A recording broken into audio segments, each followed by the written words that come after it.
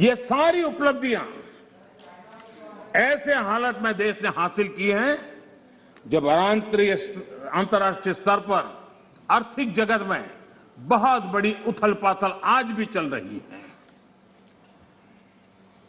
Supply chain पूरी तरह चरमरा गई है। लॉजिस्टिक सपोर्ट में अनेक संकट पैदा हुए हैं। दुनिया में सप्लाई चेन की वजह से केमिकल फर्टिलाइजर पर कितना बड़ा संकट आया है और भारत आयात करने पर डिपेंडेंट है। कितना बड़ा आर्थिक बोझ देश पर आया है। पूरी विश्व में हालत पैदा हुई है, लेकिन भारत ने किसानों को इस पीड़ा झेलने के लिए मजबूर नहीं किया। भारत ने वो सारा बोझ देश ने अपने कंधों पर उठाया और किसान को ट्रांसफर नहीं होने दिया है। भारत ने फर्टिलाइजर की सप्लाई को भी निरंतर जारी रखा है।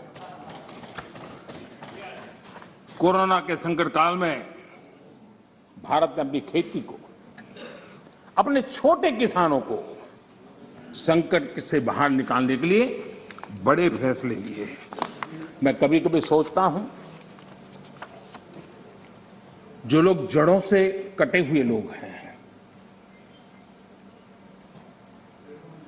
2-2, 4-4 पीढ़ी से महलों में बैठने की आदत हो गई है,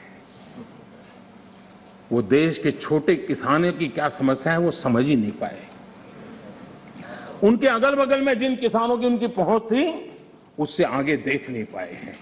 और मैं कभी ऐसे लोगों को पूछना चाहता हूं कि छोटे किसानों के प्रति आपकी इतनी नफरत क्यों है? क्या आप छोटे किसानों के कल्याण के लिए आप रोड़े अटकाते रहते हो? छोटे किसानों को इस संकट में डालते हो। माननीय अध्यक्ष जी, अगर गरीबी से मुक्ति चाहिए तो हमें हमारे छोटे किसानों को मजबूत बनाना होगा।